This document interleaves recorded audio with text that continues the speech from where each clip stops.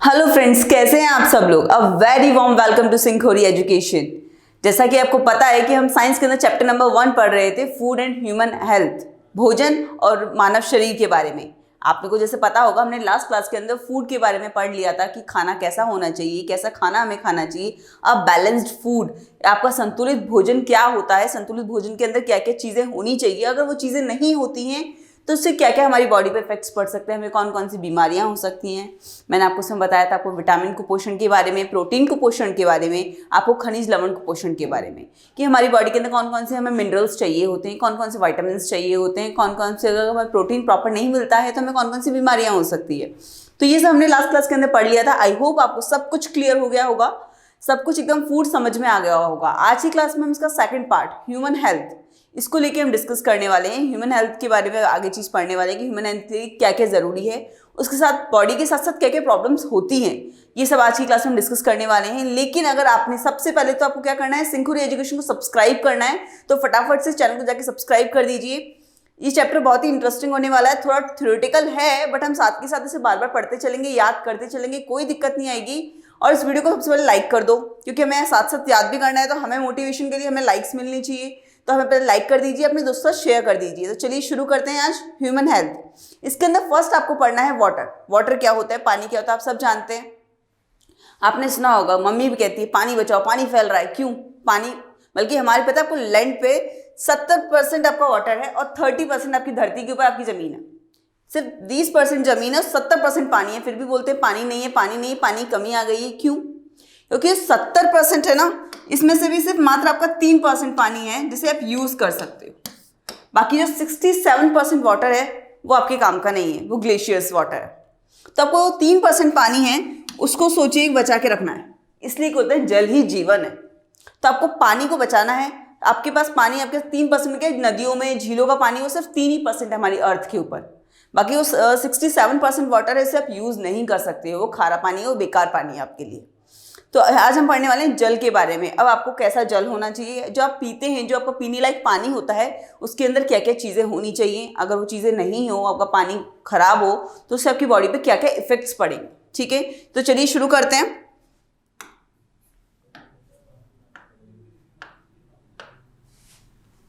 सबसे पहले तो आपकी पानी के अंदर क्या क्या चीज़ें होनी चाहिए। आपका पानी, आपको जो पीने लायक पानी हो रहा है, उसमें क्या चाहिए, सबसे पहले साफ होना चाहिए। यानी आप कुछ दिखने वाले जो कण होते हैं, दिखने वाली कोई भी गंदगी होती है जो आंखों से देखी जा सके, यानी आंखों से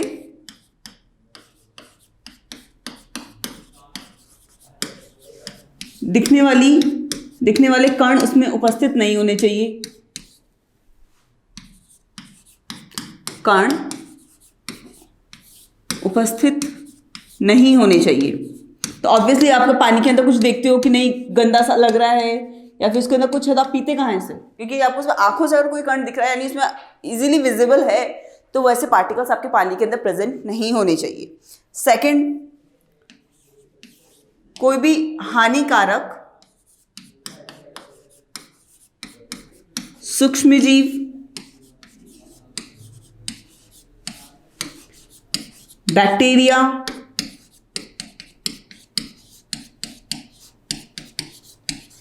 उपस्थित नहीं होने चाहिए। उपस्थित नहीं होने चाहिए। आपको भी पता है कि इजीली याद हो जाएगी ये चीजें। आपको ऐसे हो गया, आपको पीने वाला पानी में क्वेश्चन कैसे बनेगा, आपको जो पीने वाला पानी है वो कैसा होना चाहिए। तो इजी पॉइंट्स हैं, आराम से याद हो जाएंगे। पहला कि आपको दिखने वाले, इसके अंदर कोई कण नहीं होने चाहिए, कोई भी हानिकारक सूक्ष्मजीव या बैक्टीरिया अवेलेबल नहीं होने चाहिए। थर्ड, पानी की पीएच कितनी होनी चाहिए, बैलेंस्ड होनी चाहिए, यानी संतुलित।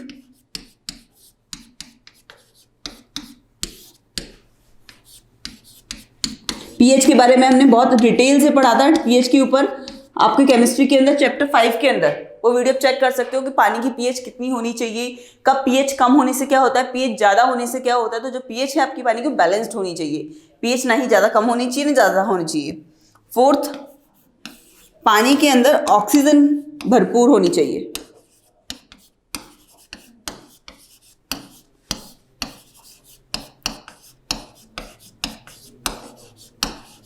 ऑक्सीजन भरपूर मात्रा में, प्रचुर मात्रा में, आप ऐसे भी लिख सकते हो शुद्ध हिंदी के अंदर, प्रचुर मात्रा में होनी चाहिए।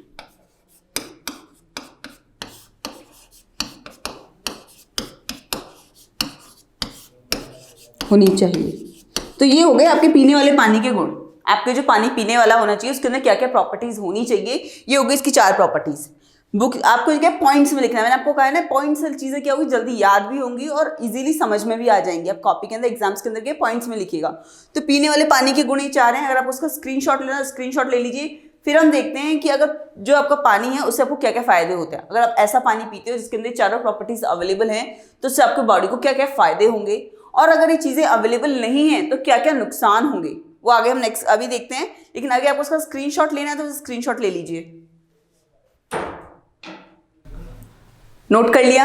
अब देखते हैं कि अगर हम ऐसा जैसी प्रॉपर्टीज, ऐसी सारी प्रॉपर्टीज पानी में अवेलेबल हो, वो पानी अगर हम पीते हैं तो उससे क्या क्या प्रॉफिट होगा। पहली बात तो आपने डॉक्टर से भी सुना होगा, हर जगह से सुना होगा, कितना पानी पीना चाहिए आपको डेली। कम से कम 8 से 10 ग्लास पानी आपको पीना ही चाहिए। अब 8 से 10 ग्लास पानी पियो, और ऐसा पानी पियो जिसके अंदर 4 प्रॉपर्टीज अवेलेबल, जिसकी पीएच बैलेंस्ड हो, उसमें ऑक्सीजन अवेलेबल हो, उसके अंदर कोई भी हानिकारक सूक्ष्म जीव या बैक्टीरियाज अवेलेबल नहीं हो, और आंखों से दिखाई देने वाले कण नहीं हो। अगर ऐसा पानी पियो और 8 से 10 ग्लास वो पानी पियो तो आपकी बॉडी पे इस पर क्या इफेक्ट पड़ेगा, हम ये देखते हैं।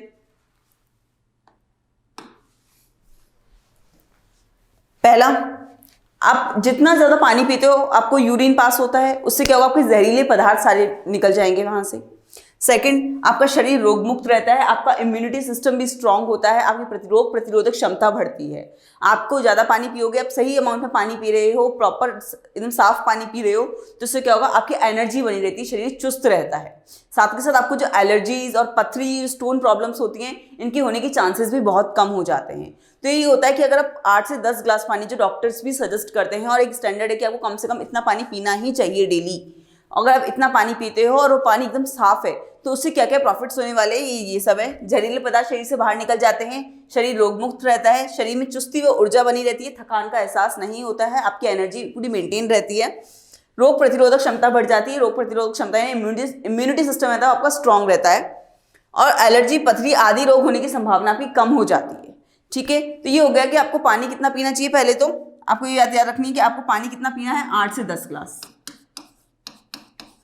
और अगर कोई ज़्यादा वो होता है कि आपका फिजिकल वर्क बहुत ज़्यादा होता है, फिजिकल वर्क आपको बहुत ज़्यादा, तो आपको ज़्यादा पानी पीना चाहिए। जितना आपकी डिपेंड करता है आप कितना फिजिकल एक्टिविटीज़ कर रहे हैं, फिजिकल एक्टिविटीज़ पर डिपेंड करता है आपको पानी कितना पीना चाहिए। पर एक नॉर्मल इंसान को कम से कम इतना पानी तो पीना ही चाहिए। तो ठीक है, तुम्हारा पहला से क्या बन रहा है, आपका क्वेश्चन क्या बना, आपको पहले आपका पानी कैसा होना चाहिए पीने के लिए। दूसरा, आपको साफ पानी पीने के फायदे कितने होते हैं, तो ये आपके फायदे हो गए साफ पानी पीने के।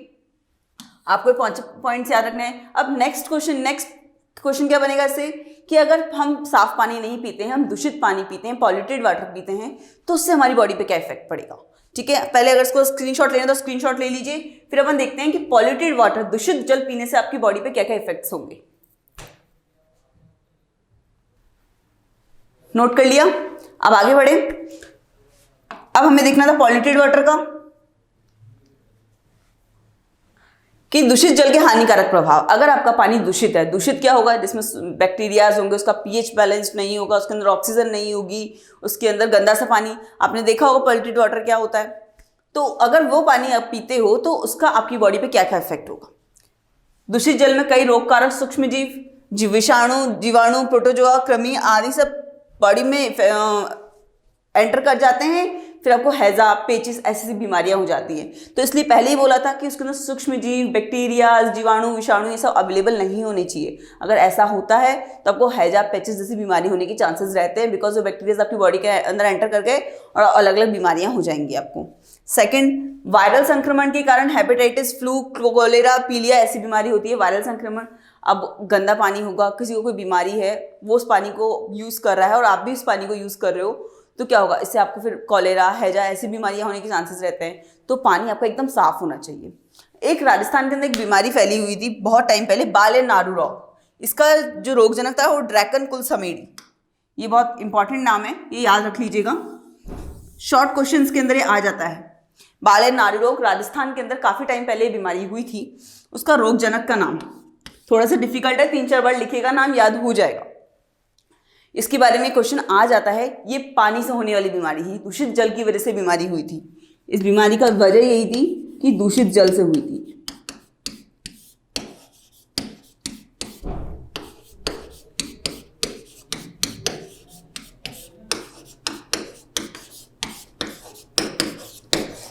ठीक है, तो अभी तक हमने जल के बारे में क्या पढ़ा, कैसा जल होना चाहिए आपका, पीने लायक पहले पानी कैसा होना चाहिए, फिर साथ के साथ आपकी कि उस पानी पीने से आपको फायदे क्या होते हैं, और अगर ऐसा पानी नहीं पीते हो, अगर उसके अंदर वो पॉल्यूटेड वाटर है, उसके अंदर वो क्वालिटीज नहीं है जो हमने बताई है पानी पीने के में, तो उससे क्या क्या प्रॉब्लम्स आएगी। इसका एक शॉर्ट क्वेश्चन ये बनता है, ये एक बार देख लीजिएगा, बाल एवं नाड़ू रोग वाला, किसका रोगजनक कौन सा आपका बैक्टीरिया है ये देख लेना, और ये दूषित जल से होने वाली बीमारी है। ठीक है, तो इसका स्क्रीनशॉट लेना तो स्क्रीनशॉट ले लीजिए। फिर हो गया हमारे जल के बारे में पढ़ लिया, अब हम पढ़ेंगे मोटापे के बारे में, ओबेसिटी। तो अगर उसके लिए पढ़ते पहले इसका स्क्रीनशॉट ले लीजिए, नोट डाउन कर लिया। अब मोटापा आप सब लोग जानते हो मोटापा क्या होता है, घर में देखा होगा या फिर बाहर भी। अब आजकल इंडिया के अंदर नॉर्मल है मोटापा, ओबेसिटी, पेट निकल आता है। वो कैसे हो जाता है, आपकी बॉडी का एक्स्ट्रा फैट, एक्स्ट्रा जो वसा है वो आपकी जमा हो जाता है। अब वो जमा कैसे हो जाता है, क्यों हो जाता है, उसके जमा होने से क्या क्या लॉस होता है, क्या क्या प्रॉब्लम्स हो सकती हैं, वो हम इस बारे में पढ़ेंगे। तो पहले तो अपन को देखना है मोटापा होता क्या है। मोटापा जैसा कि मैंने आपको बताया है, मोटापा वह स्थिति है जब अत्यधिक शारीरिक वसा शरीर पर जमा हो जाती है, वो स्वास्थ्य पर गलत प्रभाव डालती है, हानिकारक प्रभाव डालती है। वसा इज फैट, जब आपकी बॉडी पे एक्स्ट्रा फैट जमा हो जाता है और वो आपकी हेल्थ पे गलत इफेक्ट डाल रहा है, रॉन्ग इफेक्ट डाल रहा है, हार्मफुल इफेक्ट डाल रहा है, दैट इज मोटापा, ओबेसिटी। ठीक है, अब मोटापा के अंदर कैसे पहचाने कि ये मोटा है, ये पतला है, या फिर ये सही है, ठीक है, कैसे पहचानेंगे हमें। मोटापा को बताने के लिए एक बताया गया है शरीर भार सूचकांक, यानी बीएमआई। आपने इसके नाम सुना होगा, बॉडी मास इंडेक्स। ये बीएमआई है, बॉडी मास इंडेक्स, शरीर भार सूचकांक। इसके अंदर क्या होता है कि आपकी बॉडी का वेट और लेंथ का रेशियो होता है। जब आपका रेशियो होता है, इसी रेशियो अगर इतना है तो आपका ठीक है। अगर आपका 25 kg पर मीटर स्क्वायर है तो ठीक है, आप नॉर्मल है, आप मोटे नहीं हैं। पर अगर ये रेशियो 30 kg पर मीटर स्क्वायर है या फिर इससे ज़्यादा चला गया तो आप मोटे हैं। ठीक है, तो ये हो जाती है मोटापे की डेफिनेशन कि आप किसी इंसान को ऐसे नहीं कह सकते मोटापे। हो सकता है किसी का वेट ज़्यादा हो पर उसकी हाइट भी ज़्यादा हो, तो उनका रेशियो क्या होगा, मेंटेन हो जाएगा। तो हाइट और वेट का रेशियो कितना होना चाहिए, इस पर डिपेंड करता है आपका मोटापा। हाइट और वेट का रेशियो कहलाता है आपका बीएमआई, बॉडी मास इंडेक्स। तो आई थिंक ये क्लियर होगा। अगर पहले तो समझ लो कि मोटापा होता क्या है, मोटापा कहते किसे हैं। सिर्फ ये नहीं, कई बार होता है कि बहुत छोटे लोग होते हैं, हाइट कम होती है उनकी, तो उनको तो थोड़ा सा वेट भी प्रॉब्लम कर देगा, और जिनकी हाइट ज़्यादा है उनका वेट ज़्यादा हो तो चलेगा। ठीक है, तो मोटापा को पहले अगर समझ लेते हैं, मोटापा वह स्थिति है तो शारीरिक वसा शरीर पर जमा हो जाती है और वो आपकी बॉडी पे गलत इफेक्ट डालती है। अब मोटापे को मेजर करने के लिए हमारे पास बीएमआई, बॉडी मास इंडेक्स, शरीर भार सूचकांक होता है, जिससे ये क्या होता है, भार व लंबाई का अनुपात होता है। आपका बॉडी वेट और लेंथ का रेशियो होता है। ये कितना होना चाहिए नॉर्मल इंसान के लिए, 25 kg पर मीटर स्क्वायर, और अगर 30 kg पर मीटर स्क्वायर तक पहुंच गए तो यानी इंसान मोटा है। तो अगर ये डेफिनेशन नोट डाउन करनी है तो नोट डाउन कर लो। फिर इसके बाद देखते हैं कि मोटापे से होने वाली बीमारियां क्या होती हैं, और मोटापे की वजह से क्या क्या प्रॉब्लम होती है, और मोटापा एक्चुअली होता क्यों है, किस वजह से मोटापा हो रहा है, तो इस बारे में हम पढ़ेंगे। अगर आपको स्क्रीनशॉट लेना है, नोट डाउन करना है, तो आप पॉज करके आप ये कर सकते हैं। कर लिया।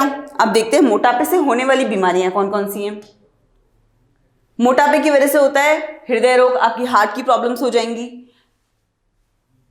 मधुमेह यानी डायबिटीज की प्रॉब्लम हो सकती है। निद्राकालीन, आपको रात में नींद नहीं आना, ये सब प्रॉब्लम्स भी हो सकती हैं।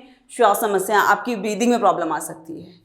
ठीक है, तो आपके मोटापे से नॉर्मल है। आप आजकल तो एक्चुअली इंडिया के अंदर मोटापा बहुत आसानी से देखने को मिल रहा है, पर ये मोटापा को इतना इजीली नहीं लेना चाहिए ऐसे कि नहीं ठीक है, हो गया, पेट निकल गया, कोई भी दिक्कत नहीं। ये बहुत प्रॉब्लम करता है, हार्ट प्रॉब्लम्स कर देगा, आपकी ब्रीदिंग प्रॉब्लम कर देगा, आपको निद्रा, डायबिटीज़ हो जाती है। ये सब चीज़ें आपके मोटापे की वजह से हो सकती हैं। तो इसे बिल्कुल भी इग्नोर ऐसे नहीं करना है कि ठीक है ओके, इसको ट्रीट करो, एकदम अच्छे से एक्सरसाइज करो, प्रॉपर डाइट लो, ये इसका एक इलाज है। अब इसका बताया मोटापे के कारण। अब मोटापे के कारण वही है, ऊट पटांग खाते हैं। मम्मी मना करती है ना कि बाहर का मत खाओ बेटा, जंक फूड मत खाओ, पिज़्ज़ा बर्गर मत खाओ, लेकिन हम तो कहाँ मानने वाले हैं। ये चीज़ें प्रॉब्लम करती है हमारी बॉडी के ऊपर। तो मोटापे के कारण क्या है, ऊर्जा के सेवन और उपयोग में असंतुलन। आपने बहुत ज़्यादा कैलोरीज ली, आप बाहर का फास्ट फूड खाते हैं, उसमें कितनी कैलोरीज होती है, पर आपका इतना फिजिकल एक्टिविटीज़ होती ही नहीं है आपकी, ना आप खेलते हैं ज़्यादा। आजकल तो दिन भर मोबाइल गेम, वीडियो गेम्स इनमें लगे रहते हैं, तो आप तो खेलते ही नहीं है बिल्कुल, तो आपकी एनर्जी वहाँ यूज़ ही नहीं हो रही है। तो आपकी एनर्जी, आप बहुत ज़्यादा कैलोरीज ले रहे हैं, आप फास्ट फूड खा रहे हैं, जंक फूड खा रहे हैं, बट आपकी कैलोरीज यूज़ ही नहीं हो रही, बर्न ही नहीं हो रही, तो वो क्या होगा, उसमें अनबैलेंस हो गया। जितनी कैलोरीज ले रहे हो उसको बर्न करना भी तो ज़रूरी है, इसकी वजह से भी आपका मोटापा होता है। सेकंड, अब आप ज़्यादा कैलोरी ले रहे हो, अधिक चर्बी युक्त भोजन कर रहे हो, ज़्यादा मिठाइयाँ खा रहे हैं, हम ज़्यादा फैट ले रहे हैं, तो ये प्रॉब्लम करेगा, ये भी आपका मोटापा बढ़ाएगा। थर्ड, जंक फूड व कृत्रिम भोजन। आपका जो जंक फूड, सब मम्मी शुरू से मना करती है, बेटा बाहर का नहीं खाना है, बेटा ये नहीं खाना है, उसकी वजह यही है, आपकी बॉडी के अंदर एक्स्ट्रा फैट जमा हो जाएगा। एक्स्ट्रा फैट जमा हो गया तो आपके लिए प्रॉब्लम करेगा, आपकी हेल्थ पे बहुत गलत इफेक्ट पड़ेगा। तो आज से आपको बाहर का खाना बिल्कुल बंद करना है, बिल्कुल घर का बना हेल्दी खाना खाना है। तो आपको जंक फूड और कृत्रिम भोजन आपका ये प्रॉब्लम कर सकता है। सेकंड, आप एक्सरसाइज नहीं करते हो, आप बहुत ही स्टेबल लाइफ जीते हो, घर में बैठ के बस मोबाइल, टीवी, लैपटॉप इन सब में लगे रहते हैं। हम बिल्कुल एक्सरसाइज नहीं करते हैं, बिल्कुल भी वर्कआउट नहीं करते हैं, बाहर घूमना फिरना या फिर फिजिकल एक्टिविटीज़ नहीं करते हैं। इसलिए डेली 30 to 40 मिनट्स आपको फिजिकल एक्टिविटीज़ करनी ही चाहिए, आपको एक्सरसाइज करनी ही चाहिए। ये भी आपको मोटापे से बचा सकती है। अगर आप ऐसा नहीं करते हो तो आपके मोटापे होने के चांसेस ज़्यादा हैं। अभी नहीं है, पर आगे इन फ्यूचर आप मोटे हो सकते हैं। तो आप प्लीज़ प्रॉपर एक्सरसाइज करिए डेली। अब टू अल्ट्रेटा हाइपोथायराइड, आपको अगर थायराइड की प्रॉब्लम होती है, थायराइड की प्रॉब्लम से भी आपका मोटापा हो जाता है, तो उसके लिए आपको पता है थायराइड की प्रॉब्लम किससे होती है, आयोडीन की कमी से होती है।